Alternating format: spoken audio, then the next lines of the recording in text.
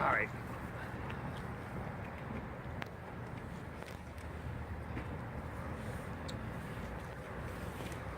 We're live. Thank you, ladies and gentlemen. Almost 4 years ago, I stood in this same parking lot and accused the Associated Press of slandering and defaming my father with innuendo and manufactured allegations. I've never wavered or changed my description of AP's smears. Today, we have evidence, documentation, and proof that AP knowingly and willingly collaborated to spread lies and propaganda provided from Russia, designed to influence the West and further the goals of Vladimir Putin. 4 years ago, when AP commenced their slander, all the evidence and testimony in AP's story came from a 1972 Soviet-era show trial.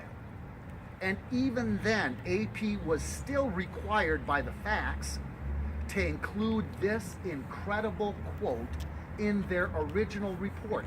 Quote, "Records do not show that Karkoc had a direct hand in war crimes," end quote. Then, remarkably, just 5 months later, in November of 2013, a 1968 Russian language KGB investigative file appears and provides AP with all the documentation and proof they wanted to back up their original baseless charges. We talk a lot about fake news today, but this is fake history, a KGB specialty. 4 years later, here we are again. AP's cruel fiction has produced another assault on my family and our community.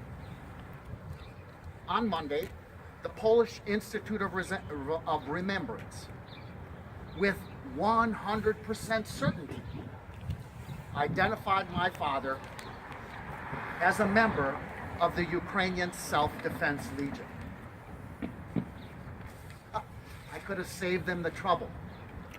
In 1995, Michael Karkoc self-published this Ukrainian language memoir entitled "Від Воронежа до Українського легіону самооборони," From Voronezh to the Ukrainian Legion of Self-Defense.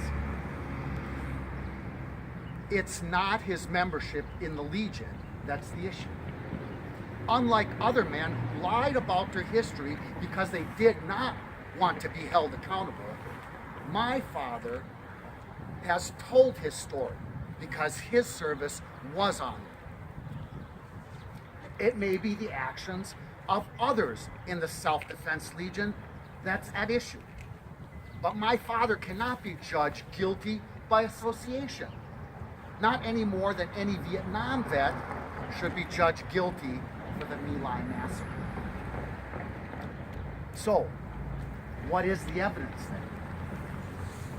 I have already publicly asked that Judge Dariusz Abramowicz release all the evidence and documentation he used to support the allegation that my father was personally responsible for the deaths of 44 innocent civilians in the village of Kianyam 75 years ago.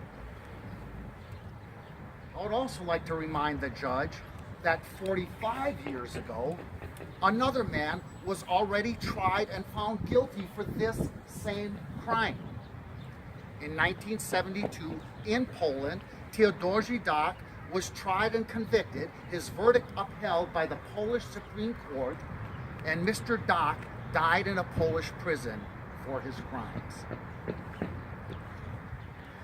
If a man at the age of 98 is to be taken from his home and his family and be put in the dock of another country, providing the evidence isn't too much to ask of his accusers.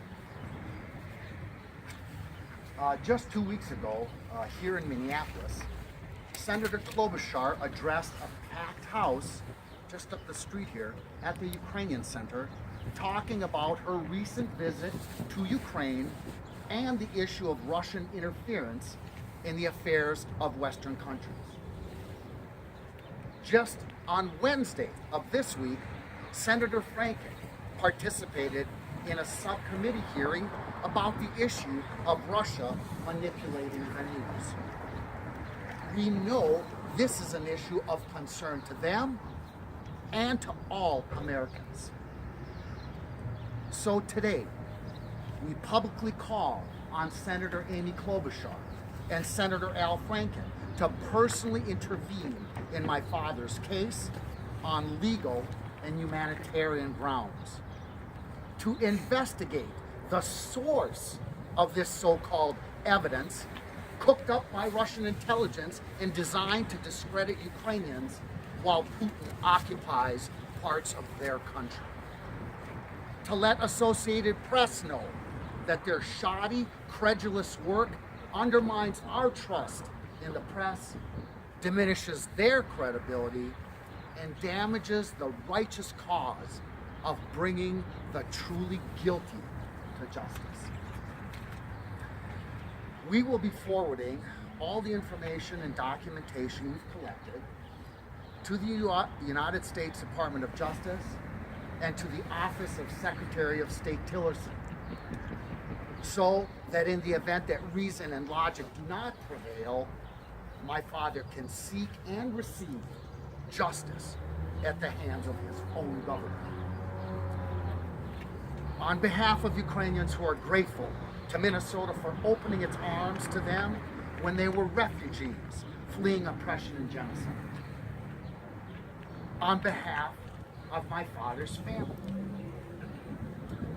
On behalf of the grandchildren who bear his name with pride, we ask the governments of Poland, Ukraine, and the United States of America to allow humanity to prevail and to bring an end to these baseless attacks on a 98-year-old man.